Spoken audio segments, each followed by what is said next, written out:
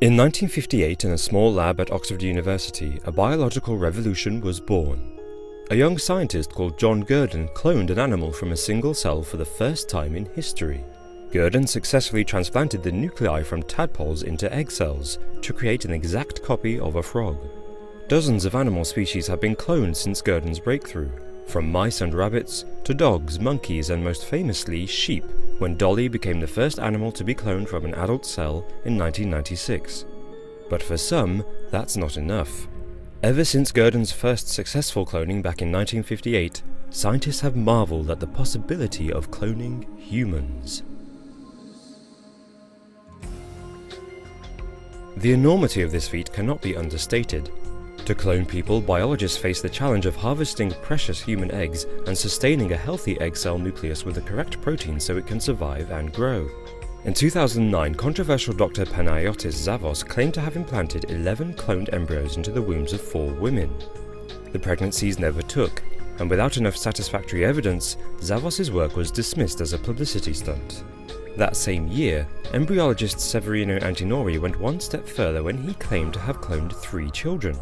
Antinori too was shunned for unethical practices and making false claims. But in 2013, a team of biologists led by Dr. Mitalipov in Oregon, USA, produced embryonic clones of a human being. After decades of failed attempts, science had finally committed the ultimate taboo. Using a technique called somatic cell nuclear transfer, biologists took the nuclei from human skin cells and transplanted them into eggs that had been stripped of their genetic material. The embryos weren't allowed to fully develop, but Mitalipov's experiment proved something monumental. Human cloning is, indeed, biologically possible. But some believe it's already happened. In 1995, scientists James Roble and Jose Chibelli transplanted some of Chibelli's cells into a cow's ovum to harvest stem cells. When the fertilized egg began to divide, Dr. Roble and Chibelli allowed the egg to reach the 32-cell stage before destroying it, which means that Chibelli's cloned embryo was close to becoming a fetus. Left to grow, Chibelli would have created his own lab-grown twin. Unbelievably, Roble and Chibelli's story only made it into a handful of newspapers. Some, like author Russ Kick, believe that because human cloning is such a contentious subject, the scientific community don't want to reveal that it's already happened. Even Dolly the sheep was over 6 months old when the scientists announced the successful cloning of her. But playing God is not without its consequences. Medically speaking, therapeutic cloning can provide new cells for organs, but religious and secular groups alike have criticized the procedure for its abuse of animal life and the frightening implications that it could have on society.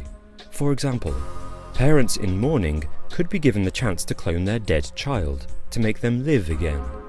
Infertile or same-sex couples wanting genetic offspring might clone themselves as a form of fertility treatment. And if reproductive lines branch past first and second clone generations, then mistaken identity could become a serious issue. For anti-cloning activists, the good news is that current law prevents biologists from growing embryos after 9 days, so the human gene pool is safe, for now. But what is fascinating about our fear of human cloning is how much it parallels the hysteria that once surrounded in vitro fertilization. When the first test tube babies were born in the 1970s, people feared the lab-grown child. Today, 350,000 babies are born using assisted reproductive technology each year.